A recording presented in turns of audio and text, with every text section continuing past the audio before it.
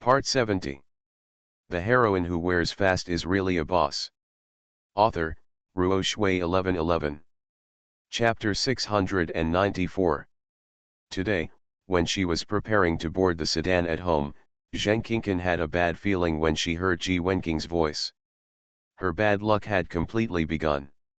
Sure enough, the beautiful girl, gray-headed and dirty, got married almost empty-handed. She missed the right time. What could be worse? The Feng family locked her away. Then the concierge came and told her that since the auspicious time was missed, she should wait for the next auspicious time before entering. She asked, "When is the next auspicious time?" Reply, "Zishi." What? This meant that she had to wait for 2 full hours. The uncles and eldest brothers who brought her took the money and left. In the empty alley, Zheng Qingqin was left sitting in a sedan chair, waiting. There was a cold wind, and the sedan had only a curtain but no door. Zheng Qingqin was shivering with cold and hungry, and she had to resist the thought of convenience. After finally getting there, the other party still didn't open the door. When I asked, he said it would take 3 hours. Zheng Qingqin felt aggrieved, tears flowed again and again, and the handkerchief became dry and wet. She was almost ugly before she was carried into Feng's house. She thought she could go directly into Feng Er's courtyard and into the warm new house.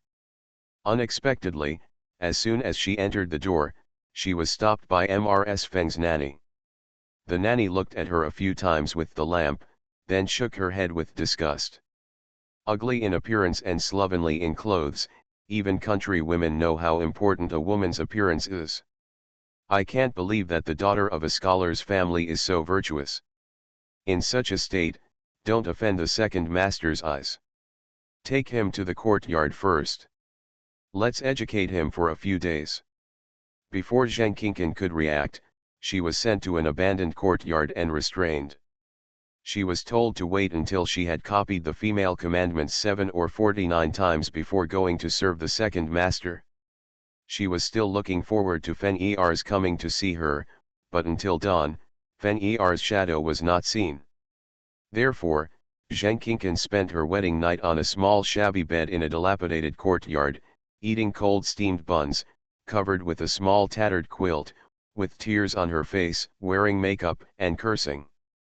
There was absolutely no scene like what she had imagined, where the Mandarin duck tent was warm, the red candles were flickering, the slaves were in groups, and the husband was subdued.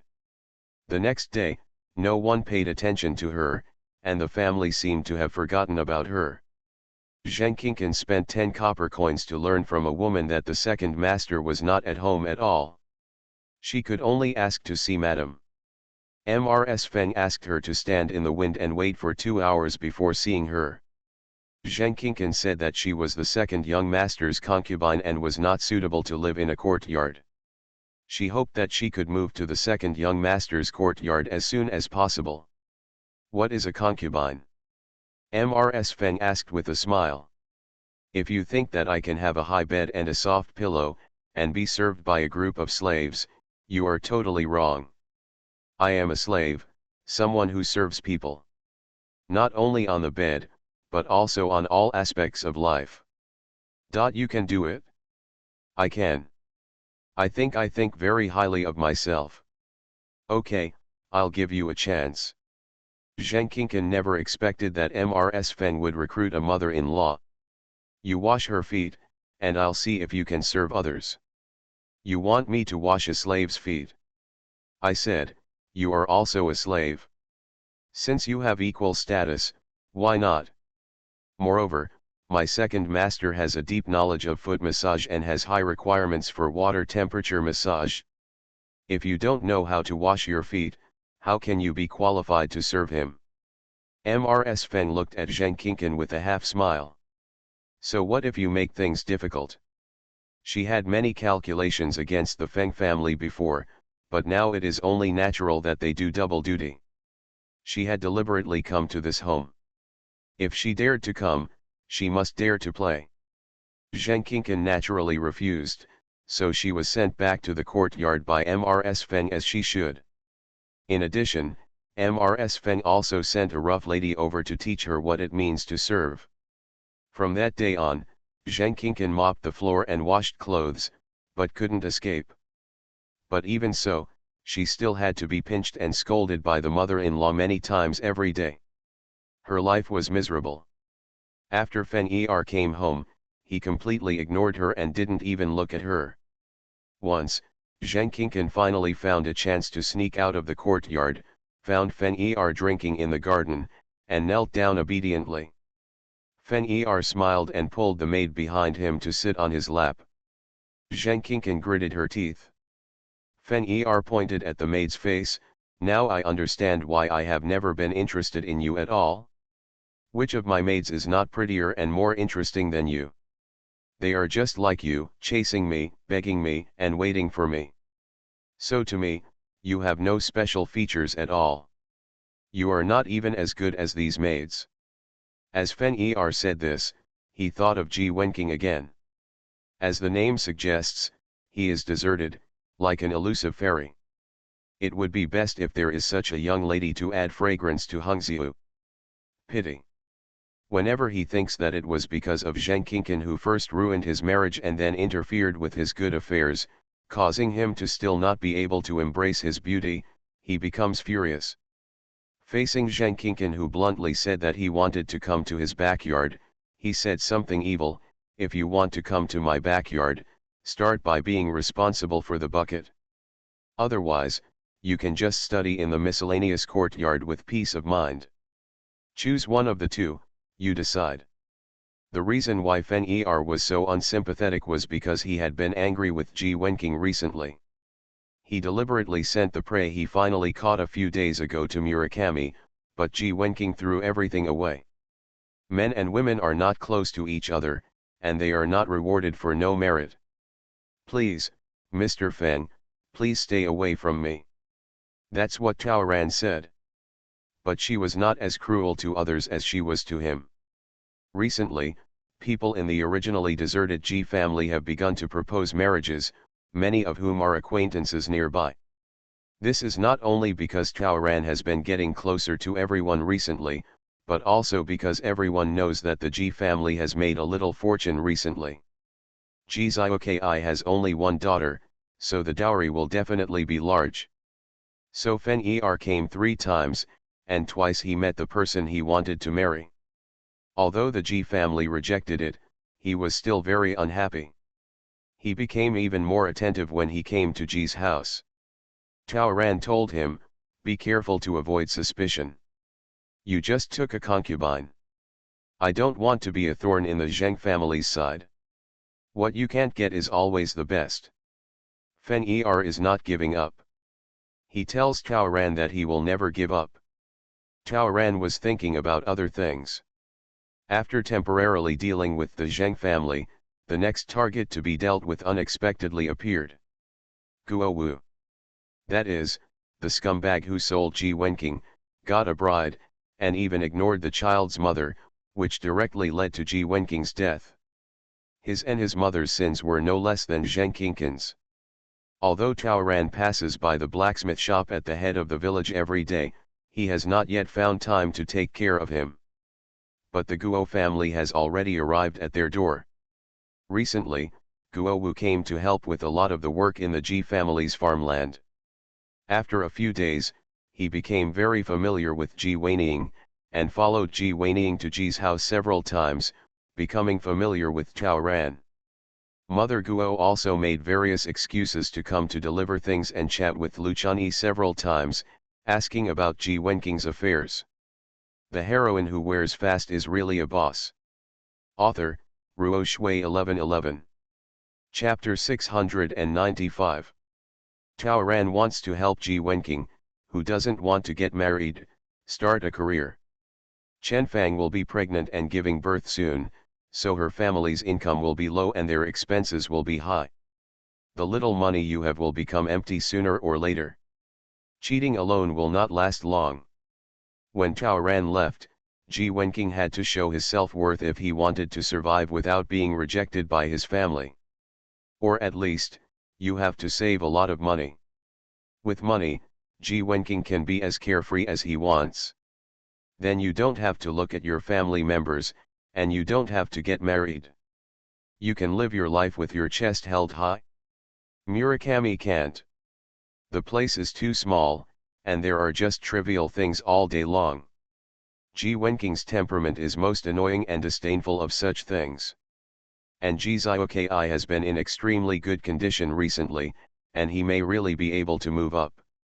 By then, the small village may not be taken seriously by the Ji family. Therefore, Taoran has been walking around the county town a lot recently. She wanted to look for something she could do to make a living. But after wandering around for 2 days, Taoran found that it was difficult. First of all, she couldn't find any way to make money on her own. Her major is acting and she has nowhere to show it. She is good at martial arts, but her personality doesn't match her personality. She also knows how to put on makeup, but the aesthetics of ancient and modern times are very different, and the cosmetics and makeup techniques have come and gone very far. She has neither raw materials nor equipment. If she wants to develop cosmetics, make perfume, etc., I am afraid that she can only do it easily in novels. The same goes for Ji Wenking. Like those ancient ladies, she has no special skills. Apart from writing and writing, she can be said to be useless. Otherwise, there is no need to earn copper coins by helping write letters and couplets. So for a while, she really didn't know if there was any way to make money that would allow Ji Wenking to develop sustainably, fit her personality, and be acceptable to her. Until one day, Taoran was shopping in 2 neighboring shops, both of which had good business.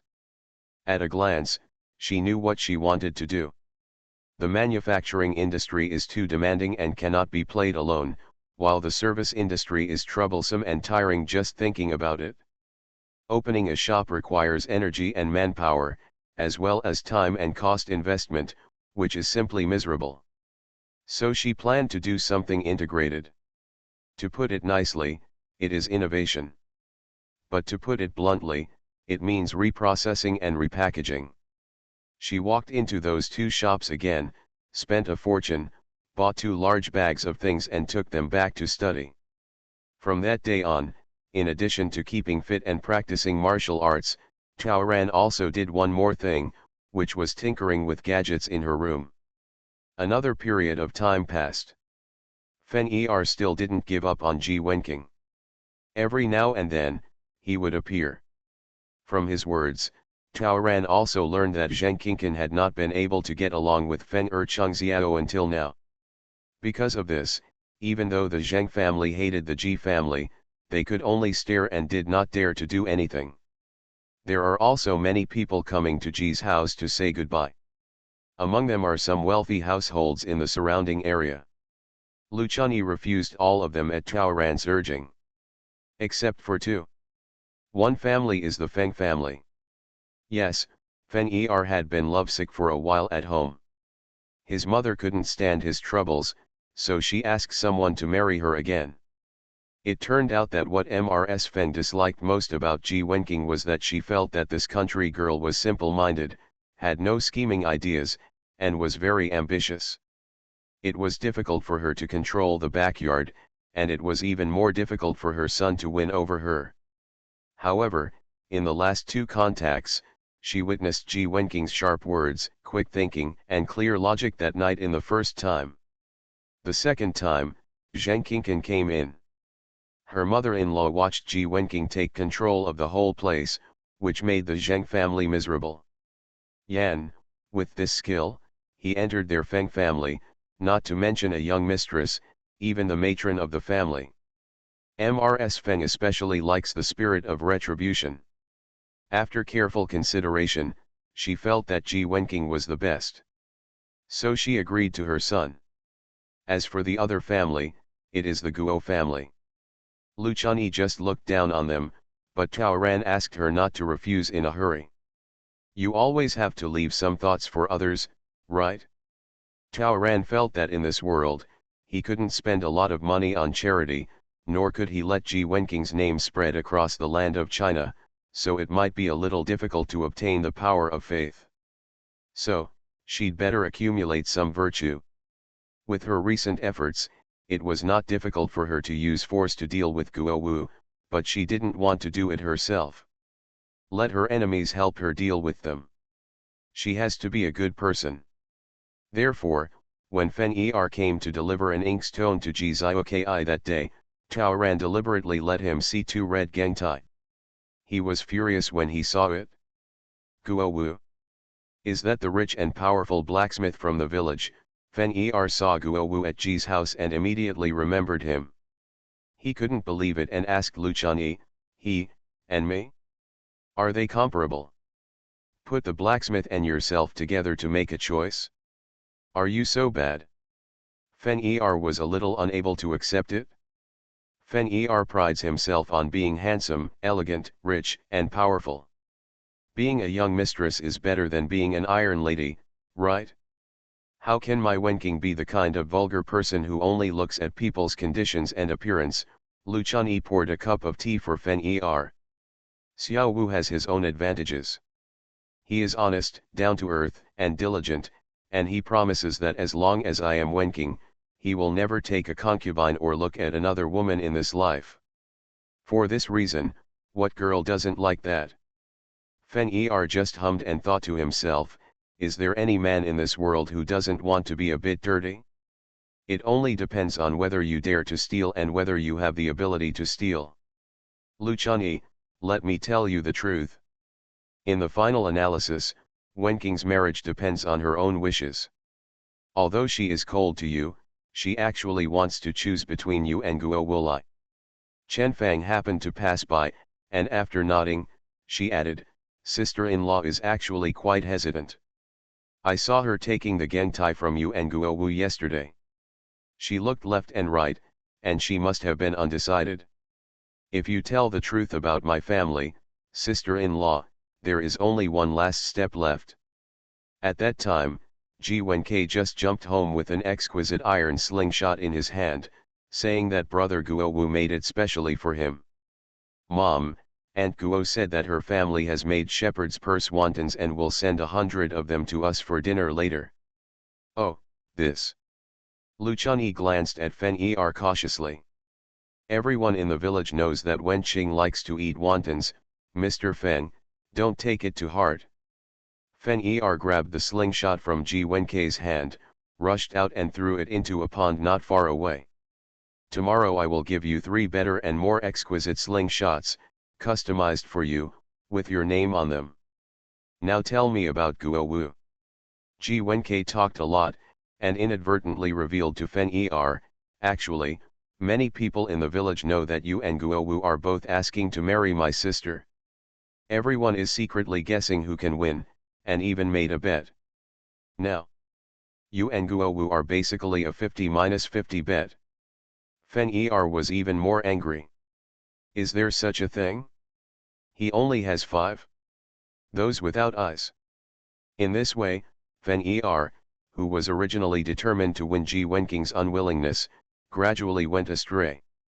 At this moment, he was more unhappy about being compared to Guo Wu, and the fight was about a man's face.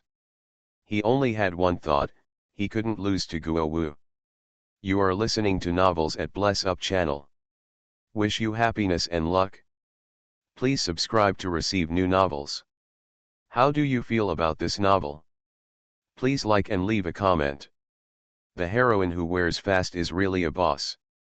Author, Ruo Shui 1111. Chapter 696. When Ji Wenkei saw Fen-Er off, he purposely walked through the village. When Guo Wu saw Fen-Er, he was also very unhappy. Because not long ago, Ji Wen just told him a lot about Fen-Er's kindness to his sister. When his love rival met, Guo Wu naturally showed hostility. Seeing Fen-Er's unkind look, Guo Wu directly threatened him. He was hammering down the iron, and not only did sparks fly out of the iron piece in his hand, but it also flew out. The guy landed directly in front of Fen-Er, startling Fen-Er and almost shouting.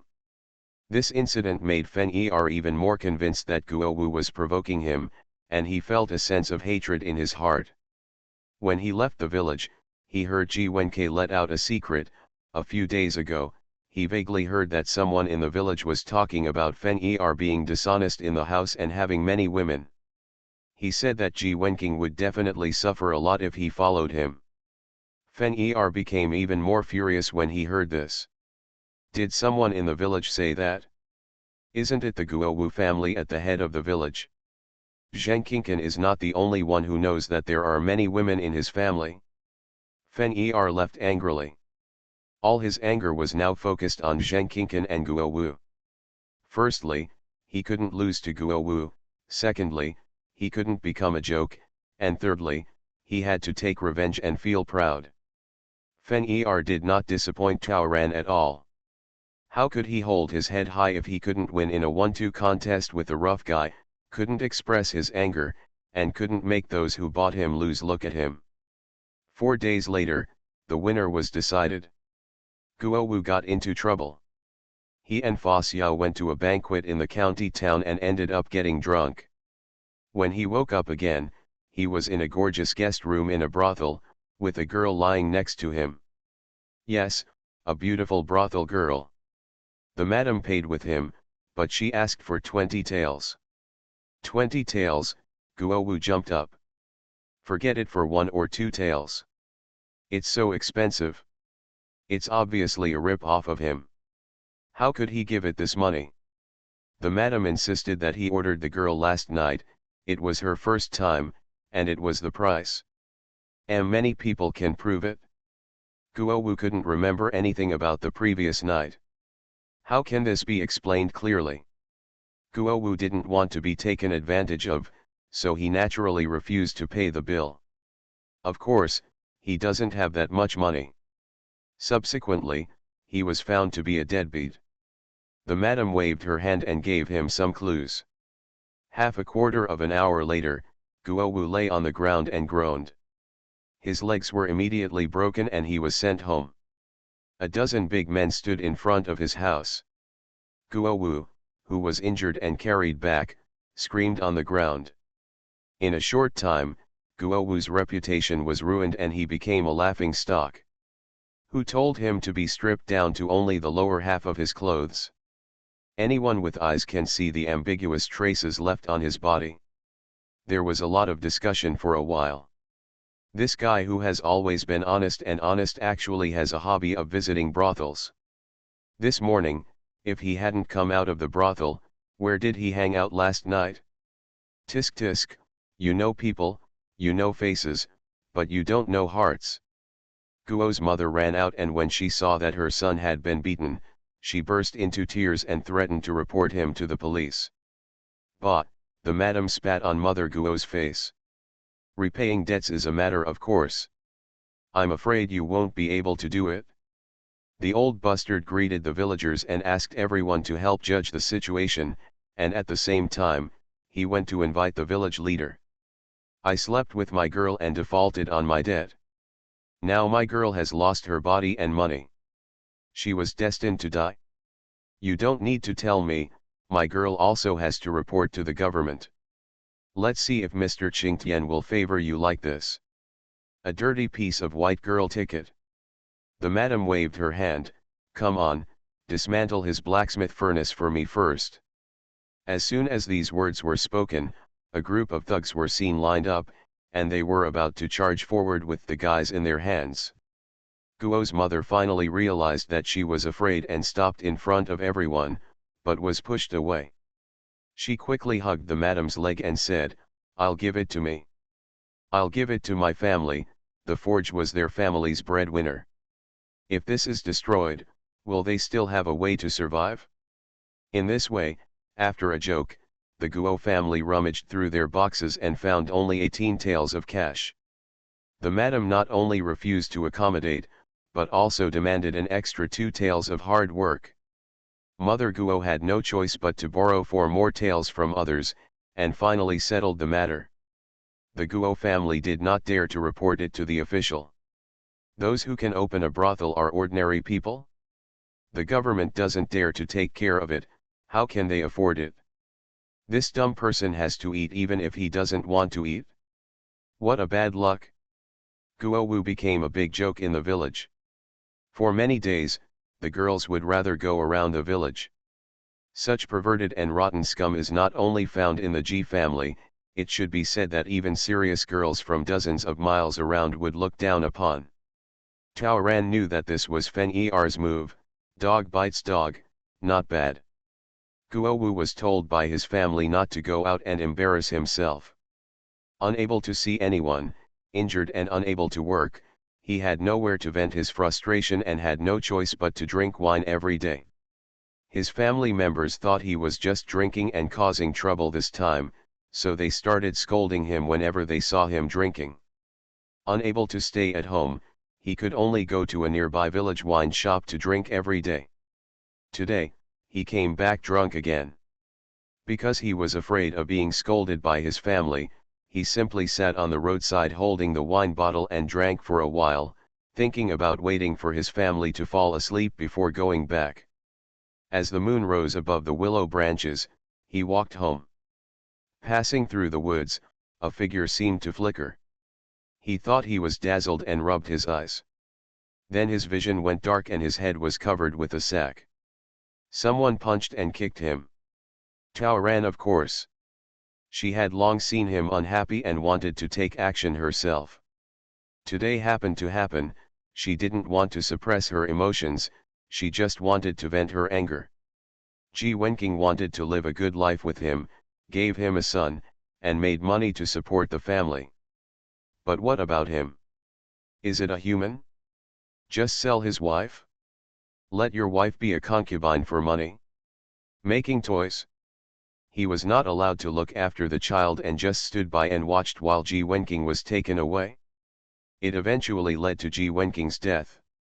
It would be a shame to die for this guy. Tao Ran was not polite when he struck, and he struck several times at his broken dog leg. She almost forgot that she was now a warrior. After being beaten dozens of times by her, the originally strong Guowu became motionless. Tao Ran didn't think he would die so easily. After all, disasters are left for thousands of years. He took off the sack and took a look. Sure enough, he just fainted. Tao Ran dragged him and kicked him into the ditch. After confirming that there were no important clues left around, he walked away and did something else. She looked up at the sky, where dark clouds covered the moon. Since there is no clear sky and white sun, she naturally does not need to feel guilty. She is still a good person. At breakfast the next day, Lu Chunyi brought the latest news about Guowu. It was said that Guowu was found covered in injuries this morning and fell into the ditch. The doctor came to take a look and said that his broken leg was probably not in good condition. The bones were seriously dislocated and cracked, and it would be difficult to recover in the future. Tao Ran was very satisfied with this result, it was what she wanted. She just wanted to see who else would dare to marry Guowu after his legs and reputation were ruined. And it's not enough. The account must be settled clearly. Sure enough, Lu Chunyi whispered mysteriously again. That's not the most important thing. The heroine who wears fast is really a boss. Author, Ruo Shui 1111. Chapter 697. Lu Chunyi should not have said the following words to an unmarried girl, but when she thought about it, her girl was a fairy. Since she was a fairy, what could she not know? So she only took her youngest son away, and then said to her stepdaughter and daughter-in-law with a mysterious face. When Guowu was found this morning, something fell from his waistband. What? A woman's belly band. Is there such a thing? Tao Ran was stunned. Yes, many people have seen it. Everyone is talking about it now, guessing whose belly band the yellow background and green peony belongs to. Which girl's belly band did he steal last night? Or was he talking to someone? Private meeting. Lu Chunyi took a piece of egg to Tao Ran and said, "Daughter, which one do you think it is?" Tao Ran naturally spoke with certainty, "I think it's the latter." "I think so." I don't know who is shameless enough to have sex with such a scum. What's the point of taking a photo of him? If you take a photo of his girl, won't you give me money? Taoran took a spoonful of porridge and raised his eyebrows. Yes, who is so shameless? Soon they found out. Luchani, everyone guessed that he was caught stealing and was beaten. But people don't want to keep this kind of thing public, so we could only beat him and vent his anger. Well, that's definitely the case. Chen Fang spat, knowing people but not their hearts. Seeing how sincere he is to others, who would have thought he was such a rotten person? Also, I haven't finished speaking yet, Luchani still looked mysterious. I heard that Guo Wu was injured all over his body. The doctor went to look at him for a while before he came out. Uncle Wang next door guessed that he might not lift it anymore. Taoran and Chen Fang both puffed out the porridge in their mouths. Taoran shook his head secretly. Although, when she stepped on him, she seemed to have hit him in the crotch. But not to. She is a good person. She is not the kind of person who wants to stop a man's heirs from committing great evil. There was a misunderstanding, but that didn't stop her from coming to terms with it. Taoran said seriously, if he steals someone, there is a possibility that someone will disable his function. Let's wait and see.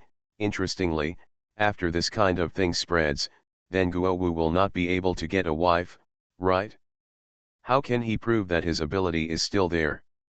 It's funny just thinking about it. You are a good person, help others to the end, and then help him to find a wife.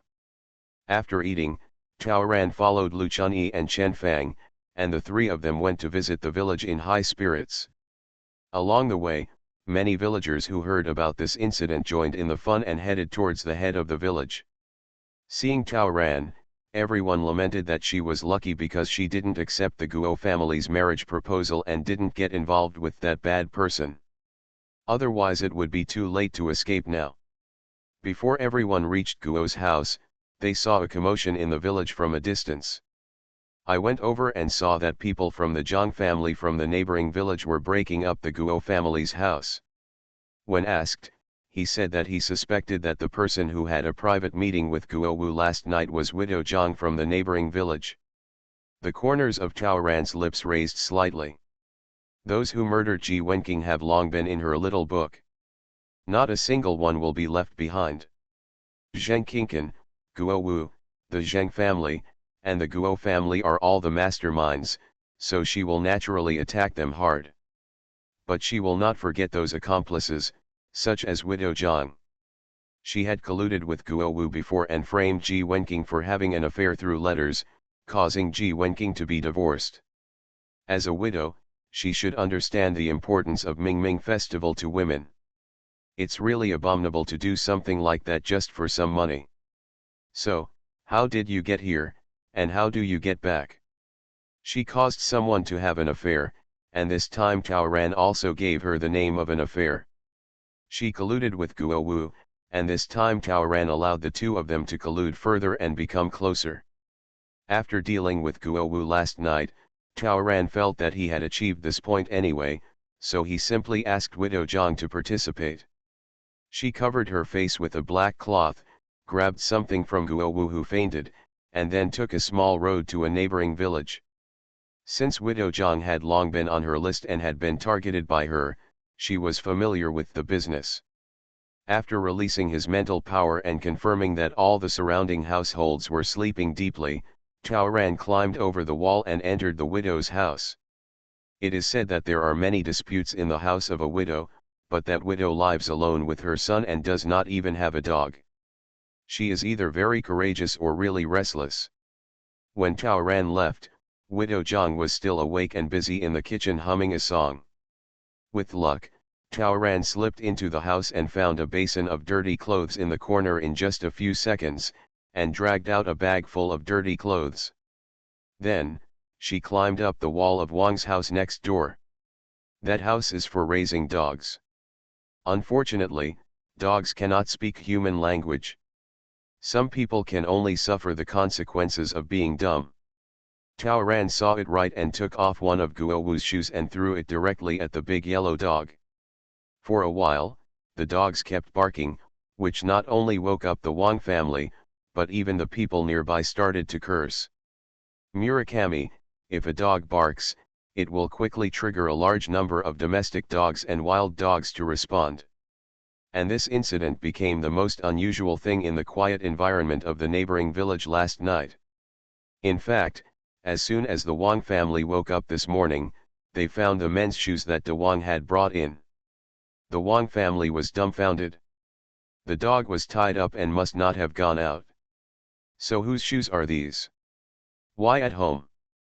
The yellow dog barked wildly at the wall of Zhang's house where Tao Ran lay down last night. The Wang family remembered the barking in the middle of the night last night. It turned out that someone was there at that time. Isn't it Widow Zhang's house on the other side of the wall? De Wang calls her family that because the owner of the shoes is related to Widow Zhang? I just accidentally dropped my shoes at home and was picked up by De Wang? Soon, the Wang family picked up another copper plate from the dog hole, which smelled strongly of alcohol. Damn it! He actually climbed into the dog hole from his house, and then went from his house to the widow's house. Is this to deceive others? What does this mean for their Wang family? A bridge? What a beast! You said it was okay to have an affair and just leave from his house? Cheap or not? If this was something that happened to come from his house, who would they ask to reason? This will let them know who went so far and they will never forgive him lightly. The Wang family observed the shoes. The shoe size is quite large, so I guess I have a taller figure. The fabric of the shoes is good, and the family's conditions should not be too bad. There is dust on the toes and soles but no mud. I'm afraid they don't work in the fields very often. Is there such a person in Murakami? The Wang family thought for a long time, but couldn't figure out who it was. Originally, they only speculated that Widow Zhang was having an affair with someone, but when they opened the door and heard that Guo Wu from the next village was suspected of stealing someone, and there was a belly band to testify, the Wang family suddenly became enlightened. No wonder there is no such person in my village. It turns out that the one who came here to steal people is from the next village. The owner of the shoes is Guo Wu. Tall, right? Blacksmiths don't have to go to the fields, it's right. The conditions for blacksmithing are good, right? The ashes on the shoes are furnace ashes and iron ashes, and they match. Guo Wu's white female ticket was caught in front of the battle, she was just a flirt, it was right. My legs and feet are not good, so I crawl into a dog hole. I have been drinking too much lately, so my copper plate smells like alcohol. All of them are correct. Hearing it again, it turned out that the belly band was yellow with green peonies. The Wang family all grew up and looked at each other. Not bad at all. Absolutely right. The real name of the widow Zhang next door is Huang Kuiwa. Mother.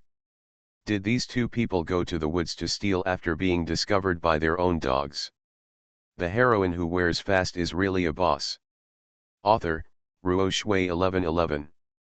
Chapter 698. The Wang family just said to the crowd, there was a burglar in my house last night, but they didn't steal anything from my house after taking out a shoe. Everyone in the village quickly understood. Thief. It was stolen. If you don't steal anything, then what should you steal? Of course it's human. Look at the Wang family and Zhang family next to each other, think about that belly band, who stole it, and who else doesn't understand? Who stole it? Need I say more? The neighboring villages are about to explode. Look at that shoe again, and listen to the explanation from the Wang family, tisk tisk. The villagers who had just returned from the neighboring village also confirmed at a glance that Guo Wu did have only one shoe on his feet when he was found last night, and it was indeed very similar to the Wang family's shoes. In just a short time, the news about widow Zhang and Guo Wu spread. A large number of villagers came to Wang's house to look at the shoes and pointed at widow Zhang. All the neighbors can attest that last night was indeed unusual. For a while, the dogs in the whole village were so excited that they barked for a long time before they stopped. The Wang family was relieved, but the Zhang family living on the other side of the village was furious. Okay, that little widow eats, wears, and lives in her own house, but she knows that it's not good for her to live alone with her grandson. She is really unscrupulous. Isn't it the Zhang family's face that she has lost? My son is so pitiful, he will become a joke even after he dies. The Zhang family came quickly and wanted to take away the shoe. At the same time, they went to Huang Kuiwa's house to rummage through boxes and cabinets to find 2 belly bands, packed them and rushed to Guo's house in the neighboring village. They went to Guo's house for confirmation. Then there was a fuss. It was confirmed that not only did Guo Wu fit the shoe perfectly, but Guo's yard also found a pair of shoes that fit just right. Comparing the belly band, the stitching, embroidery method and pattern are all exactly the same as those from widow Zhang. The Zhang family refused to give up and kept saying that the Guo family was shameless and stole people. The farce begins again.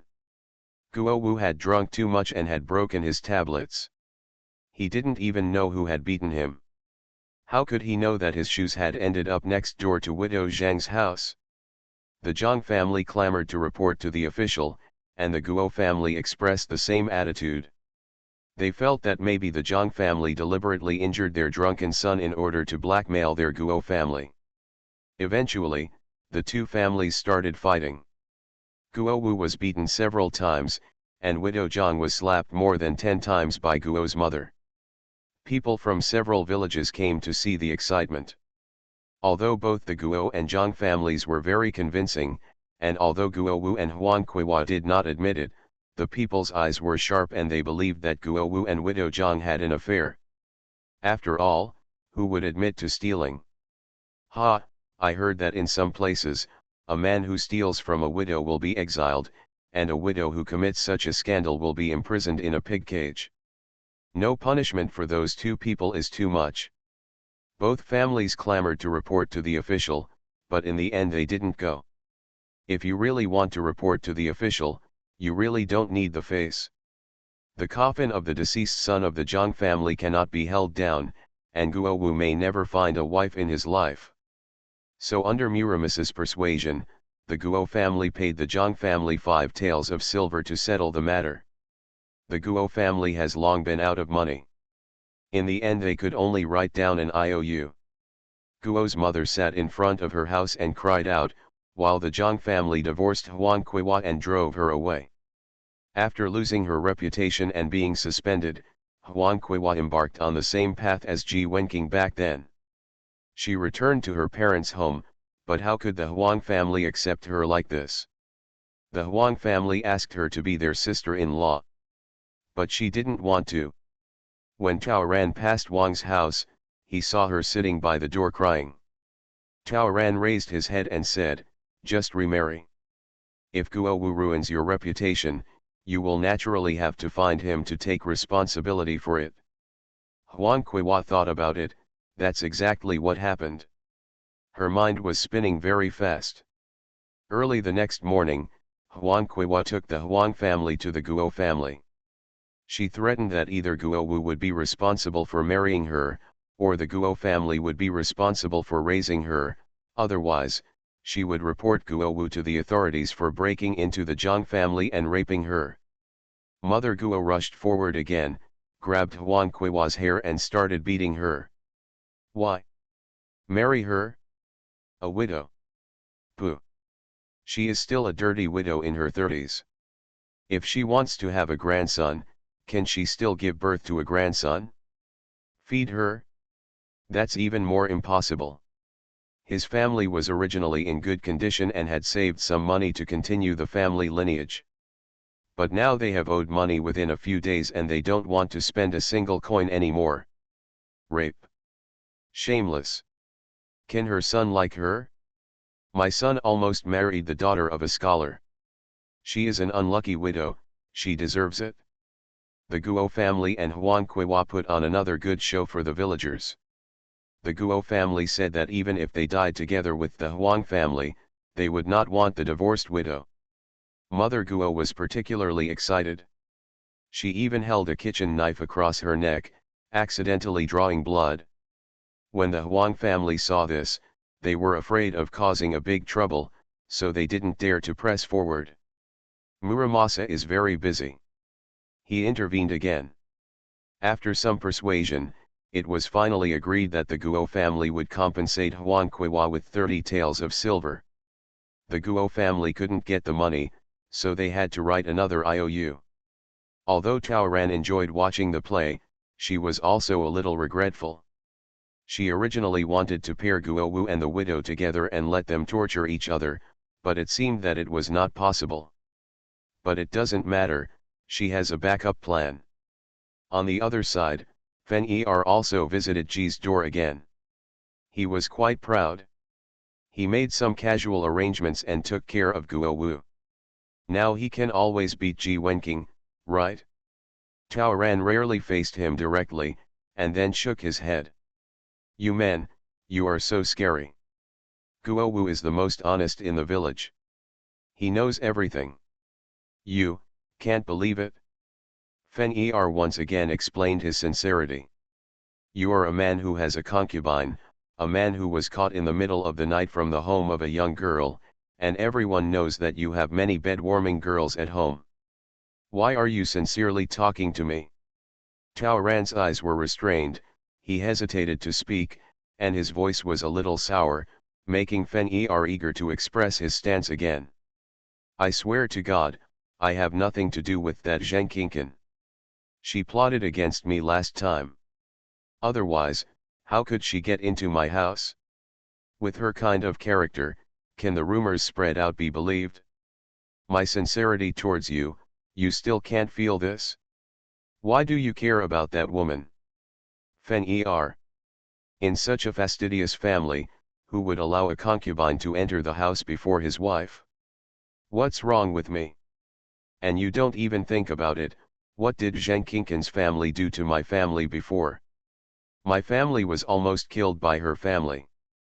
What do you think? Will I live under the same roof with her? Am I not asking for trouble? Looking for trouble? Giving people a reason to talk? Being laughed at? Why should I make myself uncomfortable? As long as I think about staring at her in the future, I might as well just twist my hair and become a sister-in-law. Ji Wenqing has always been aloof, and this time he said so much in one breath. This rarely intense tone and expression made Fen Er a little excited. Doesn't she care? Did he make her tempted after all? After thinking about it carefully, she was right. She is so angry that she definitely doesn't want to compete with others. Zheng Qingqin, that shrew, had a grudge against her, so she must be disgusted. It was because he didn't think carefully before. So, you just care about Zheng Qingqin, right? She is the main reason why you don't want to marry me. Taoran bit his lip, acquiescing. Fen Er nodded. Don't worry. I won't let her become an obstacle between you and me. I will never let her cause you any discomfort.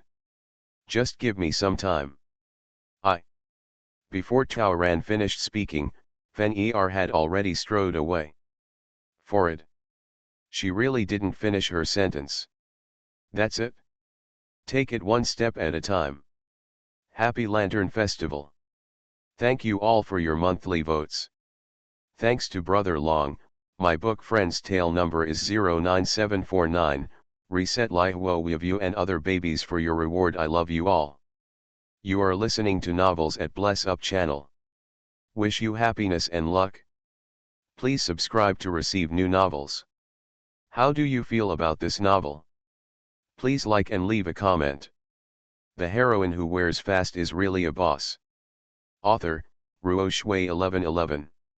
Chapter 699. Taoran didn't know what Fen Er's plans were for Zheng Qingqin.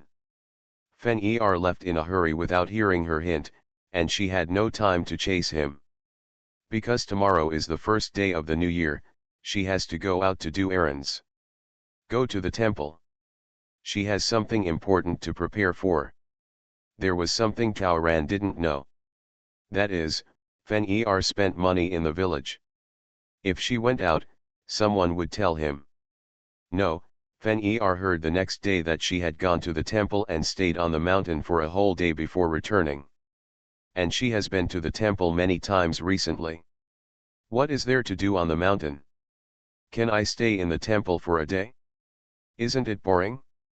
Thinking of Ji Wenking's words about wanting to be a sister-in-law, Fen-Er became anxious. He was afraid that this beautiful little lady would really get over it. So Fen-Er used a simple and direct method to deal with Zheng Qingqin. He went to give Zheng Qingqin a chance, saying that he was going to host a banquet and asked her to prepare a program. If done well, it would completely change her current situation. Zheng Qingqin worked hard. She wanted to change things so badly. God knows how much she has suffered recently. Everyone in the Feng family felt that she had ruined their family's reputation, so they bullied her a lot. Even Fen-Er's maids came to see her laugh every now and then. It's hard enough for her to bear the humiliation, but her family comes to ask her for money. What money does she have? She finally got her monthly payment, but she only received $300. Before the money was warm, someone came to the house again. $300 and $250 were taken away, and she was scolded by her own mother for being useless. It is said that those who are concubines should be filial to their families. When she got angry, she had a few quarrels with her family. But when he turned around, he asked his wife's mother-in-law to give her a lesson, saying that she was disrespectful by yelling. When Fen-Er came back, he also had someone slap her. She asked why. The reply was that her mouth was too big, leaking air everywhere, and talking nonsense, so she deserved a beating. She is wronged. What did she say? She was slapped for more than 30 times, and her teeth became loose before they let her go. This is how she lives every day. Now that there was an opportunity to change his destiny, Zheng Qingqin naturally had to seize it. So, at the banquet the next day, she performed a limited-time painting performance for all the guests. In 20 breaths, she not only made a picture of an orchid, but also cleverly incorporated Fen-Er's nickname into it.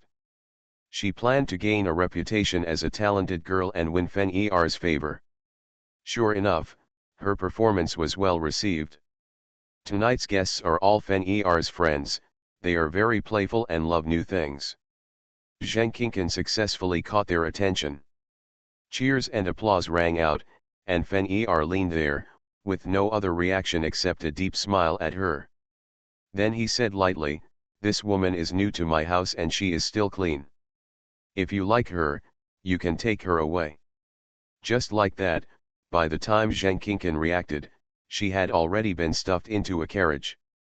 Zheng Qingqin was stunned. Was she given away? Who to give it to, she doesn't know yet. Fen-Er, is he still a human being? She thought about the people at the banquet. Some were over 50, some had vulgar looks, and some were rude, none of them were good, right? She struggled and made a noise, and Fen-Er came over. "Congratulations. You finally succeeded in changing your destiny. I am a trustworthy person, so I will let you go." Fen-Er waved his hand, and his maid brought a bowl of dark concoction. 2 women came up to give her medicine. Zheng Qingqin was so frightened that she struggled repeatedly. "Don't worry, it's not poison. Drink it. It's good for you. It's just a medicine to relieve future troubles." Fen-Er is quite experienced in this kind of thing. Although he has never touched Zheng Qingqin, this woman came out of his house after all. If she went to someone else's house and got pregnant, don't tell who the child is, so make arrangements early to avoid the possibility of her belly. After watching Zheng Qingqin being given medicine and having his mother-in-law keep an eye on her to prevent her from spitting it out, Fen-Er left. Zheng Qingqin was sent away like this. She was taken away by a rich man named Li who was much older than her father. What made her even more furious was that the rich man strongly demanded to leave a banknote, but Fen-Er refused. We are talking about money. This woman is only given away, not sold. If I insist on giving her money, I will send her to the brothel. Zheng Qingqin almost suffered internal injuries and vomited blood, but she comforted herself that Rich Li's carriage looked good. Although the nouveau riche family had little background, they were rich after all. If you have looks and abilities, you will always stand out. One day you will definitely. Zheng Qingqin was still swearing secretly, but she didn't expect that after the rich man expressed his gratitude, Fen-Er made a request. This woman is not very honest. After I bring her back, I have to let my sister-in-law discipline her. Otherwise, if she does something extraordinary, I will not be responsible for her. As soon as he said this, Li Fuhu understood that this woman was disobedient. He immediately said that he would definitely take his brother's words to heart. Zheng Qingqin soon woke up from her sweet dream of self-comfort. Those guests were carefully selected by Fen-Er for her. He hated Zheng Qingqin, so what good place could he arrange for her? 3 wives and 4 concubines are standard, liking the new and hating the old is basic, and bad habits are inevitable. That night, Zheng Qingqin's newly built self-esteem was gone. She was given medicine and went to serve a rich man, with another concubine. She finally had her own room, but it was one of a long row of rooms. The dozen or so rooms to her left and right were occupied by the concubines of wealthy families. No one calls her name anymore, she only has a code name, Xiaoshizhen. Logically speaking, she should be 19, but 13 died just a few days ago. The lady thought it was unlucky to leave an empty number, so she asked her to fill it. 13 is her new name. And the room she lived in was the haunted house where 13 lived before. The wife made things difficult for her, and other concubines bullied her. She had nightmares every night and was unhappy everywhere. After contradicting Li Fuhu once, she completely fell out of favor. 19, 20, came to the house soon. And her life is getting more and more sad. Back to Taoran. In fact, since the scholar began to study hard, Taoran went to the temple to offer incense every 1st and 15th day of the Lunar New Year. She has her own plans. What she went to was the largest temple in the area. After several reconstructions, this place has become larger in scale and has many activities.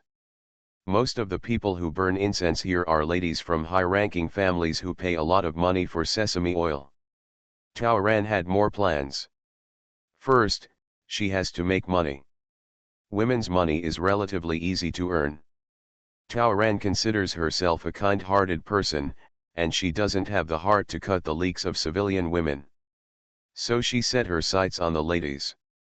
She doesn't have enough status, and there is no way to make friends with these people. So other than the temple on the 1st and 15th day of the lunar month, what else is there? Where else can we gather so many ladies and ladies? So the temple was her best choice. The heroine who wears fast is really a boss. Author, Ruo Shui 1111. Chapter 700. Taoran also planned to make good friends with the female relatives of these high-ranking officials. Not only to lay the foundation for future work, but also for Ji Wenqing. Especially for Ji Zioki. Ji Wenqing is surrounded by rough people from the countryside, and he can be said to be incompatible with Ji Wenqing. She has no friends she gets along with, and no one who understands her.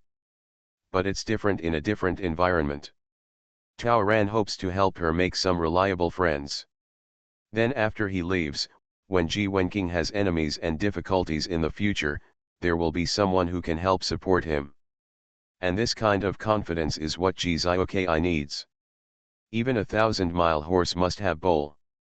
Even if you are very talented, someone must appreciate you, or in other words, support you. And can the support of villagers and the support of powerful people be the same? It's not that Taoran is class-minded, but that's the reality. A word from a noble person is often worth the petitions of thousands of people. Taoran wanted to try to help the scholar. Even if you can't, you still have to help him increase his reputation. In fact, when the Ji family and the Zheng family had a dispute a while ago, Ji Xiaokai's name was already known to everyone in the entire county. Everyone felt that this man must be talented and learned, otherwise why would other scholars steal his questions and steal his seal to harm him?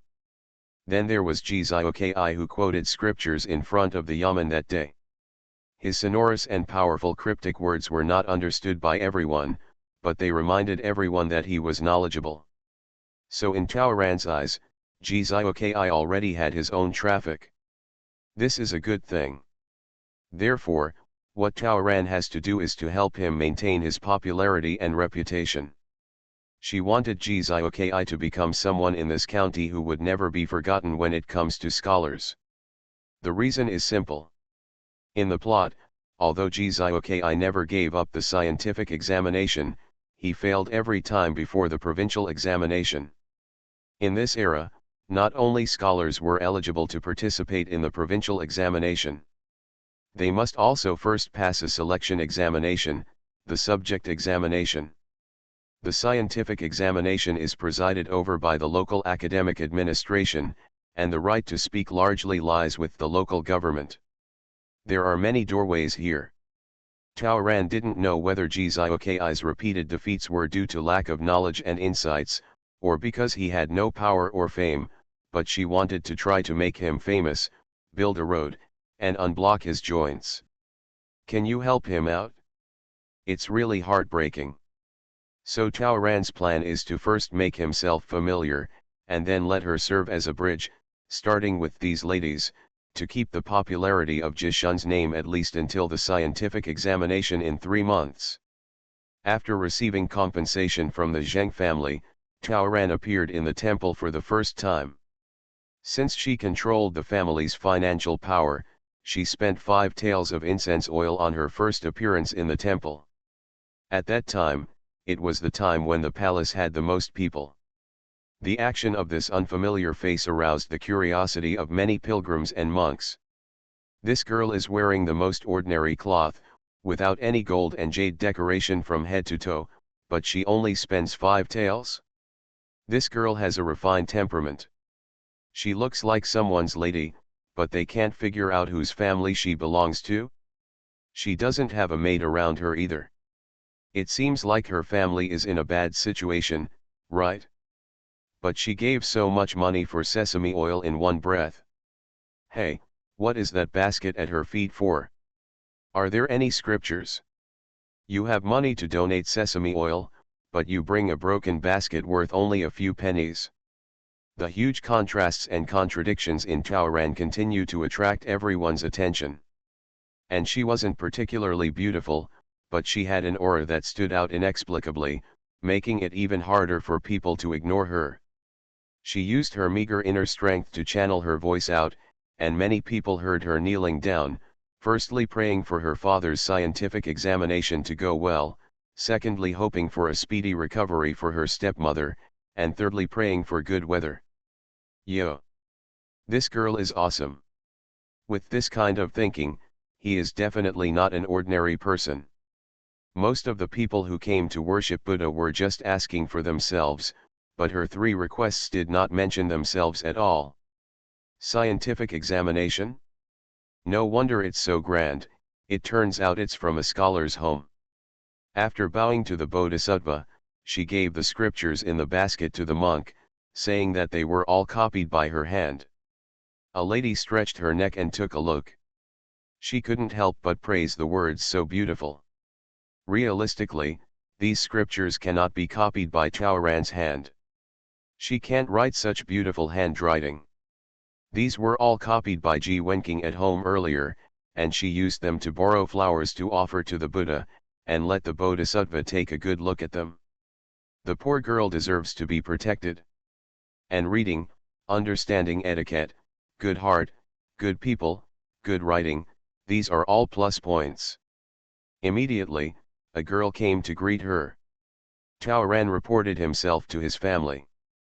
As soon as they heard the surname Ji, everyone understood and realized who she was. Those days were when Gzioki was at the forefront of the storm.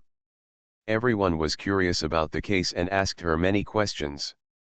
She also went to the back mountain to drink fragrant tea. That kind of occasion is usually a more advanced tea party.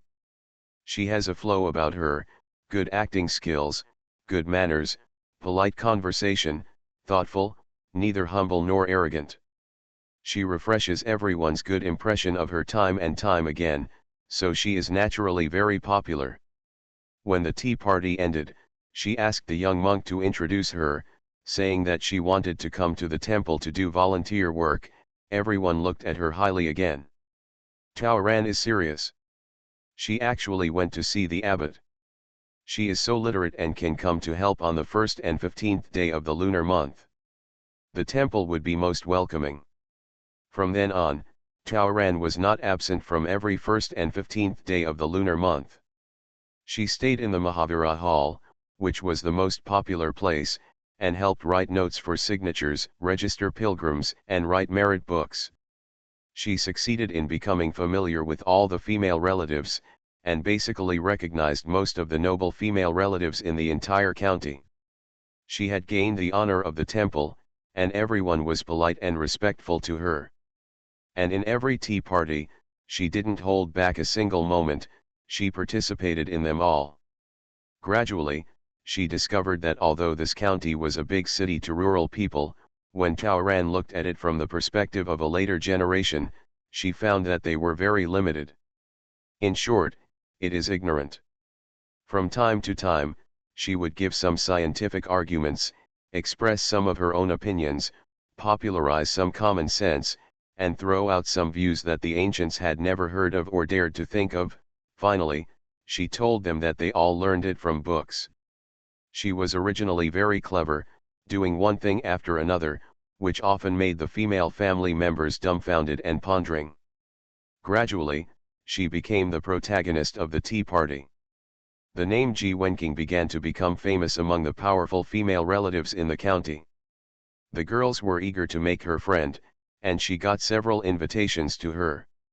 No, when she went to offer incense last time, she also got a birthday card from Mr. Sun's granddaughter. Ji Wenqing is so knowledgeable and talented, so her father, Ji Zioki, must be an even more extraordinary person. Ji Chun didn't know that in fact, with Taoran's help, he had quietly established his fame and reputation, and he was already a well-known figure in the county. When it comes to scholars, the first thing people in the county think of is Ji Chun. If Taoran hadn't claimed that his father was preparing for the exam and had no visitors, the number of greetings and invitations to Ji Zioki would not have been less than what Taoran received. The heroine who wears fast is really a boss. Author, Ruo Shui 1111. Chapter 701. Taoran came to the temple with a goal in mind today. The weather is not very good. It looks like it will rain sooner or later. And what Taoran wants is this rain. She secretly prayed that the rain would come in the morning.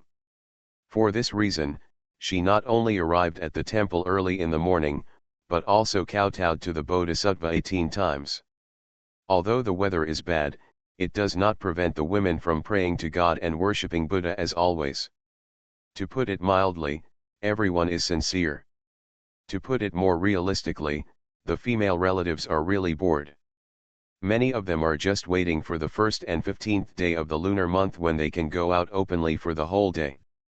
So today, compared to past days, I don't feel deserted. An hour later, heavy rain suddenly started falling. There was a burst of lightning and thunder, followed by pouring rain. Just as Taoran hoped, it was the time when there were the most people in the main hall. For a time, all the female relatives were trapped in the palace. The rain came suddenly, and many pilgrims didn't even have umbrellas in their hands. As we watched, many people were trapped under nearby trees and corridors. So Taoran followed a group of young novice monks and started busy delivering umbrellas to pick up people to take shelter from the rain in the main hall.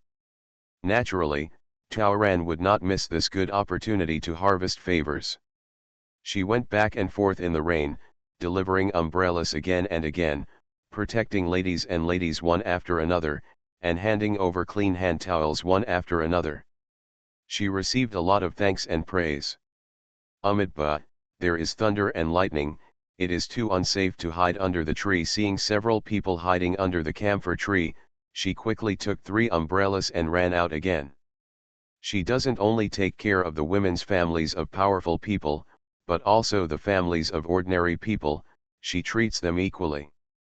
When she handed the umbrella to a woman who was holding a child, she helped her protect her 3-year-old daughter in her arms and ran back to the palace. She was panting, her head was covered with water, and her body was soaked. This time, everyone gave her clean hand towels and asked her to quickly wipe off the water to prevent the wind and cold. Everyone cared about and praised her, but she was very humble and said, "At the feet of the Bodhisattva, I just do what I can." Taoran found a corner to sit down, and then took out something from his purse. Before everyone's attention could be taken away from her, it was inevitable to look at her a few more times. Then, everyone's eyes were fixed on her. To be honest, Taoran was caught in the rain and his face was covered with water, which can be said to be quite embarrassing. Not only was the powder on my face a little mushy, but my eyebrows were also a little dizzy because they were stained with water. Just now she simply wiped off the water and remaining makeup powder on her face, revealing her bare face. Although her face is considered to be unusually delicate, everyone is used to seeing her with a little makeup on, so they are a little uncomfortable with it. But now, what operation? The object Ji Wenqing held in her hand was a small, beautiful flat box. After opening it, she placed the inner layer of the lid and looked at it. There was light shining through her in the hall, so was there a bronze mirror in her flat box? A girl was curious and knelt down next to her to take a look. Then I saw her taking a short brush the size of a copper plate from the box. She dipped something in it and started to decorate her face bit by bit. The brush pressed over pieces of skin, and everyone watched as her slightly uneven skin tone gradually became fairer and evener. Taoran changed tools again. This time it was a small brush that was only 1/10 the size of a normal brush. After everyone saw what she was doing, her eyebrows were re-outlined with her skillful operation. The 2 arcs were just right, and her eyebrows were of a suitable thickness. Use that pen and brush it a few more times, and you will have the feeling of natural wild eyebrows. It looks like she is a natural beauty with beautiful eyebrows. How come the makeup effect is better than Luo Zide? I didn't see her taking Luo Dai. What is that? Why is it so natural? So smooth. Does it look soft? Before she was done, she took out a beautiful little brush from the small box and painted her lips. The color was also good. It's not the bright red color of lipstick, it's a bit special red. What she dipped in was not lip grease, right? What? So curious. After that, she took a large head brush and swept it across her cheeks. That flat box is so small, how come there are so many good things in it? After watching her struggle for 100 breaths, Ji Wenqing's makeup returned.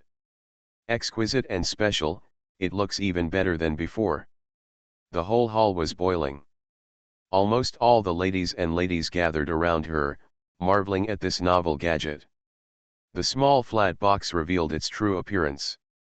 The inner layer of the upper cover is a bronze mirror, and the box contains a 6-color plate of paste and 5 small brushes of different sizes and shapes.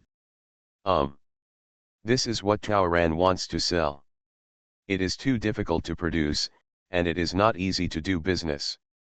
It will be more difficult for Ji Wenqing to inherit her skills in the future. So she could only take shortcuts. She does not produce, she only works as a mover of ready-made goods. That day, the 2 shops next to each other that inspired her were a stationery store that sold the 4 treasures of the study and a cosmetics store that specialized in women's business. The business of both stores was quite good, which gave her the idea of merging them into one. Integrate tools and cosmetics? Makeup palette? She just sells makeup palettes? I can't stop this idea once it comes up. Women love beauty, and when it comes to cosmetics, as long as there are new ones, they want to try them. This is determined by nature. So as long as it is novel enough, it will definitely attract attention and pursuit. She is not good at anything else, but hype is her strength. She can promote GZIOKI to the top in the county. Is this difficult? After the general direction was decided, she began to think about the feasibility. The makeup palette itself is something new in this era. Is it novel enough? It incorporates a variety of colors. Is it new enough? What about difficulty? The box is easy, whether it is wood, bamboo, or silver, it can be customized. The tools are also simple. There are many small brushes and writing pens in stationery stores, and their craftsmen can make them if you give them the size. However, innovations in containers and tools alone will soon be imitated and replaced, so the content must also be difficult to imitate or special. So she spent a lot of time preparing the cosmetics in the makeup palette, such as eyebrow makeup products. Tao Ran was not very good at drawing eyebrows in ancient times. In particular, Ji Wenking's eyebrows are very light in color. If he doesn't paint them, his appearance will drop by a notch. But nail dye is really not easy to use. Not only is it easy to draw over and over, it is also difficult to control the amount used, and it even looks old-fashioned and deliberate. Therefore, every time Tao Ran draws his eyebrows, he dips his pen into the snails. It's inconvenient for her, but it's even more difficult for people with disabilities. She plans to make her own eyebrow powder. She bought more than a dozen kinds of eyebrow makeup from the market, crushed them one by one, added wax, talcum powder, animal fat and castor oil to prepare them again and again, relying on her keen knowledge of cosmetics. Properties: successfully prepared an eyebrow powder with suitable texture and viscosity, and successfully pressed it into a compact powder. After getting off to a good start, she started adjusting lipstick again. Mouth grease is very viscous, so it is easier to make it into small pieces. Heat and melt the oil-based auxiliary ingredients to prepare, pour into the mold and wait until it dries. In order to make her cosmetics different, she also added her favorite spices into the preparation, giving these cosmetics a little more style. After several months of various preparations, Tao Ran made the first makeup palette that he was basically satisfied with. The disc was very simple and elegant. She only asked the scholar to help her draw a landscape painting with elegant artistic conception. After getting the actual product, she spent a lot of money to make a high-end version of the makeup palette. You are listening to Novels at Bless Up channel. Wish you happiness and luck. Please subscribe to receive new novels. How do you feel about this novel? Please like and leave a comment. The heroine who wears fast is really a boss. Author, Ruo Shui 1111. Chapter 702. Tao Ran has a lot of plans for his future. Selling makeup palettes is the first step. What happens next will have to wait until financial support is available. After finalizing the products to sell, it's time for advertising and models. Someone has to see for themselves how useful this thing is, right? The model is, of course, herself. And today's rain just gave her a stage to show herself. Of course, even if it hadn't rained, wouldn't it be the party member's granddaughter's birthday party soon? There's still a chance. After all, opportunities are created by oneself, right? As for the promotion of advertising, it naturally depends on these ladies. Women's pursuit of cosmetics is often even greater than that of clothing and jewelry. As long as their enthusiasm is ignited, she does not have to worry about lack of sales. These aristocratic women who drink tea and attend banquets every 3 days are even more eye-catching advertisements. Card. Sure enough, Tao Ran's 5-minute quick makeup in front of everyone quickly made the women excited and excited. Incredible. Relying only on a small makeup palette, I can paint wherever I go. This little thing has such high practicality. You know, it's very troublesome for them to touch up their makeup. They can never do whatever they want. If they go out, they have to go to the dressing room. If you are in a place like a temple, you must return to your own carriage or a special guest courtyard. Because cosmetics are really not portable. But it turns out, can it be that simple? For a moment, everyone was asking Taoran what this thing was. Where did it come from? Where to buy it? Is it easy to use? Taoran looked at the dozens of female relatives in front of him and smiled in his heart. Hey, there are so many people asking so many questions, but no one asks whether this thing is expensive or how much it costs. They are all owners who are not short of money. Facing a crowd of gods, oh, no, at the feet of the Bodhisattva, you can't think like that. Facing all the living Bodhisattvas, Taoran tried his best to suppress the corners of his mouth and smile gently and implicitly. This is my homemade makeup palette. I didn't buy it. It makes everyone laugh. Homemade, everyone said in unison, shocked.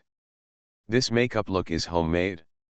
The best-selling Luazide in the county doesn't have this natural makeup look, right? I knew Ji Wenqing was talented, but I didn't expect him to be so talented. Taoran further explained. You have also seen that my eyebrows are really ugly. I often stay in the temple for a whole day and can't find a place to touch up my makeup. With this, I can put it in my purse. At least I feel at ease and don't have to worry about it. You will make a fool of yourself. At least you will not lose your manners in front of bodhisattvas and pilgrims. She explained very well why she was so enthusiastic about putting on makeup despite being poor, and also promoted the portability and practicality of her homemade makeup palette. Can I try? Several girls asked in unison. If you don't dislike me, just use it. Dislike? Non-existent. They don't think about this for now. After the rain, many people's makeup was not very clean.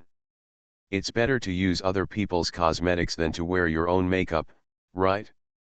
Besides, they still like Ji Wenqing this time. Of course, what's more important is that everyone wants to try this Ji Wenqing self-made cosmetics. Will it work on their own faces? One girl gave her umbrella to her mother, so her entire makeup was ruined. Everyone let her use it first. After wiping off the remaining makeup with a wet towel, Taoran knew that she didn't know how to use it, so he took the initiative to ask Yang to help her paint it. This is Taoran's strength. She wouldn't miss. While drawing, she explained to everyone how to use eyebrow powder to draw eyebrows more naturally and better looking, how to choose an eyebrow shape that suits you, and how to make your face look more consistent with your eyebrows. She also unintentionally popularized a lot of skincare knowledge and tips. What she said was clear and logical. How can there be such a professional person in this era? The female family members were stunned by what she said.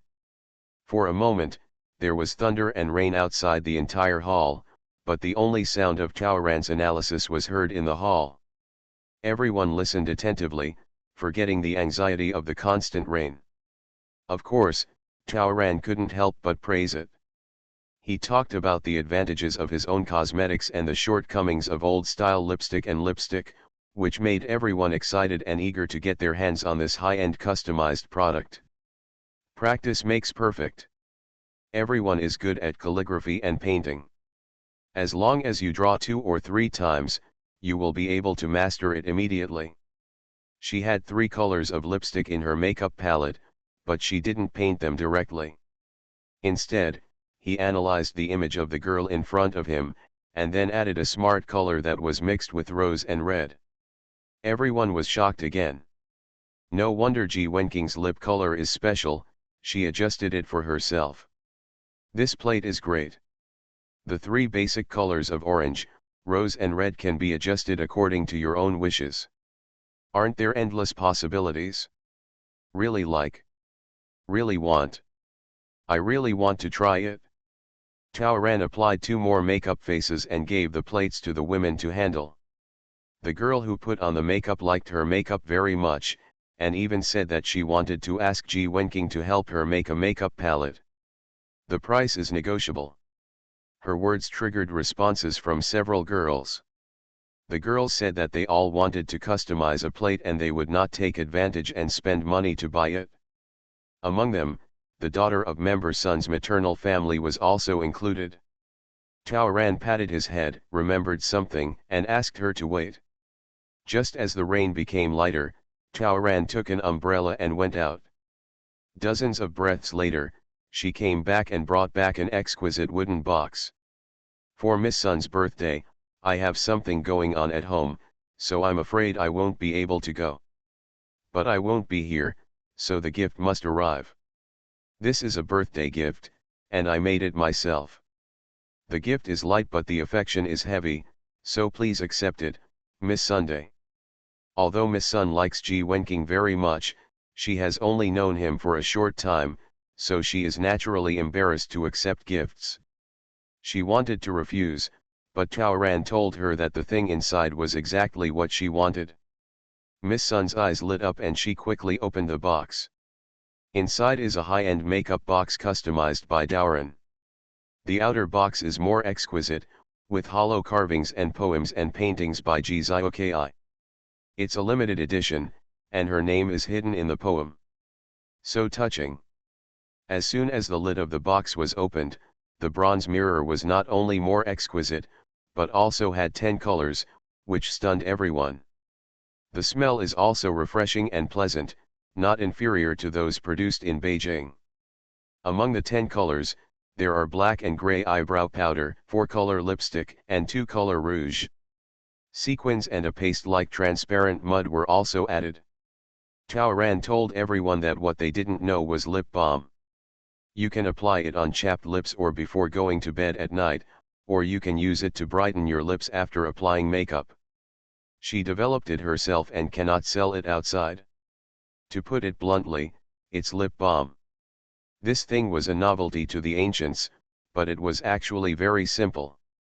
It's just beeswax, cooking oil, and some spices. After it solidifies, it becomes a natural lip balm. Tao Ran has dyed it before, so it's very easy.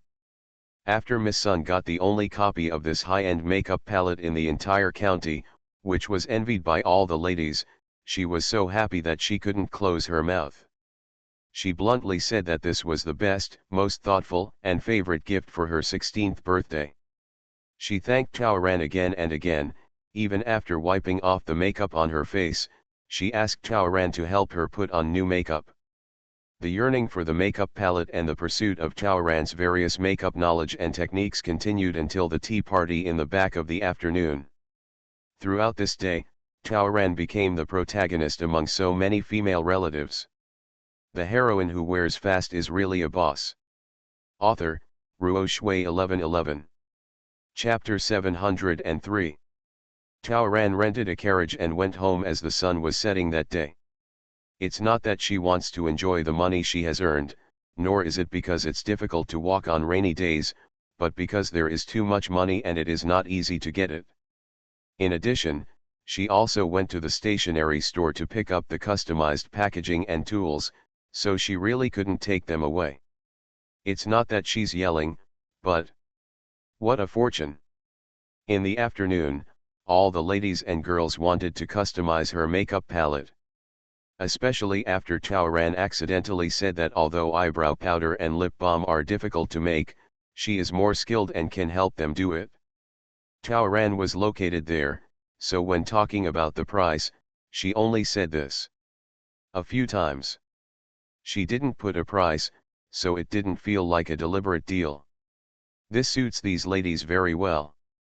And everyone also felt her hesitation. Since she wanted to customize it, she would not suffer a loss. In particular, they thought she was a good person, a happy person, someone they could make friends with, a person whose family conditions were average and could not bear to ride in a carriage, and someone who owed her a small favor, so they were naturally even more generous. So I don't know who helped Tao Ran set a price. It's better to just have an ordinary makeup box for 5 taels of silver each. A high-end version costs 10 taels of silver? The price is actually on the high side. But none of these female relatives objected. Instead, they felt that the makeup box was a delicate job. As long as she could do it at this level, 50 taels of silver was nothing. This made Taoran very happy. Miss Sun got the benefit and immediately helped Taoran with registration and payment collection. After just the first cup of tea, they had already ordered 50 portions. There was a young lady who wanted 10 portions for herself, saying she wanted to share it with the women at home.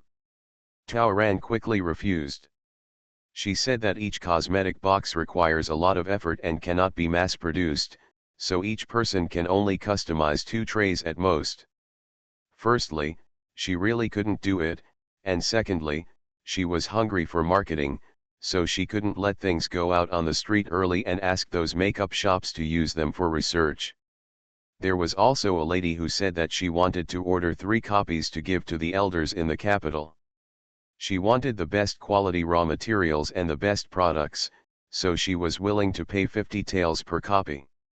Let Taoran be responsible for the content and customize the red gold packaging herself. Seeing that a piece of paper was already full, Taoran waved her hands and said that if she added more, the production might be slow, but everyone said they were not afraid of the slowness and were not in a hurry, so they let her take her time. Everyone really trusted her and gave her money directly without asking for any notes. No one was even worried that she would run away with the money or not be able to make it. It's just that everyone's impression of her is too high. To take a step back, what if she can't do it well? Her father is so powerful, it's only a matter of time before he succeeds, so just think of them as supporting scholars. They can't wait to do it. The scientific examination will be held soon, and the provincial examination will be held after that. After a scholar wins the imperial examination, he will become a well-known figure in the county. It's the best thing to have a good relationship with the G family now. So in the end, Taoran returned to the village with a total of nearly 600 taels of banknotes and broken silver, 90 orders in total, to be delivered in half a month. She had to laugh just thinking about it. You know, 1 tael of silver in this era is an incredible figure. And the sales volume of 600 taels in half a month is definitely beyond the reach of any store in the entire county. What a great deal this is, no rent, no store, no employees, no taxes. What she has to do is actually various permutations and combinations and packaging. She has the secret recipe in her hand. She only needs to spend a few copper coins to recruit her stepmother and sister-in-law to help her by injecting chicken blood. It won't take long for her to save a lot of money for the G family and G Wenking. In order for the scholar to study and for safety, it would be best for her to buy a place to live in the county. It won't take long. Because of her business, the profit is really not small. Just like that lip balm, the main ingredient is beeswax, which can be bought everywhere and is not valuable. The cost after packaging is only 2 cents. The cost of lipstick and rouge is high, but she buys all good products, and a single box costs 1 or 2 silver dollars. But after her preparation and packaging, the cost of each single color in each box is less than 100 yuan. Brushes and the like are even less valuable. So the makeup box she sells for 5 taels of silver actually costs less than 800 coins. Judging from the pricing in Taoran's era, the profit has exceeded the cost by more than 6 times, which can be regarded as a huge profit. Besides, this thing is still a consumable item. After being divided into makeup trays, the amount of each item is actually not much. If you use it quickly, I'm afraid it will bottom out in a month. As for these fastidious ladies, I am afraid that as long as one of them is worn out, the others will no longer be used, and they will definitely buy new ones quickly. This at least ensures that in the short term, this transaction is sustainable. Everything goes well, everything goes well. Not long after Taoran arrived home, she had just finished dinner and was getting ready to start work, but today Miss Sun, whom she had given a high-end makeup box to, came to her house. Miss Sun felt embarrassed after receiving the gift, so she planned to return the favor. It turns out that the reason why Taoran targeted Miss Sun and started advertising from her was because Miss Sun's eldest brother also had to take the scientific examination this time. So Yun invited an old scholar to come home to help explain the scriptures and lecture notes. He retired from the Hanlin Academy.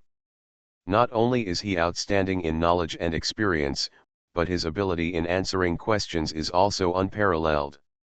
After hearing a lady talk about this in the last chat, Taoran became interested. Such a person has definitely read, asked, and answered more questions than Gzioki has read in total. It is better than Gzioki studying at home. Today she mentioned it in passing. Miss Sun went back and told her family about it, and they agreed to let Gzioki go to Sun's house to listen to the lecture starting in 3 days. When Gzioki heard the teacher's name, he was so happy. He had wanted to hire a teacher for a long time, but firstly, he had no money, and secondly, even good teachers looked down on him. He did not expect that his fairy daughter would bring such a good blessing. Gzioki was so happy that he didn't sleep all night. But Taoran couldn't help but think, does it seem like he really has to buy a house in the county? No, let's rent a house first. She took out 10 taels of silver that night and asked them to rent a house by themselves tomorrow. Aren't you going to help rent a house tomorrow? Everyone asked. I'm busy. Where did you go? I'm going to the provincial capital. Provincial capital. It turned out that Taoran had renewed the rental of the carriage after arriving home. She plans to go to the provincial capital tomorrow.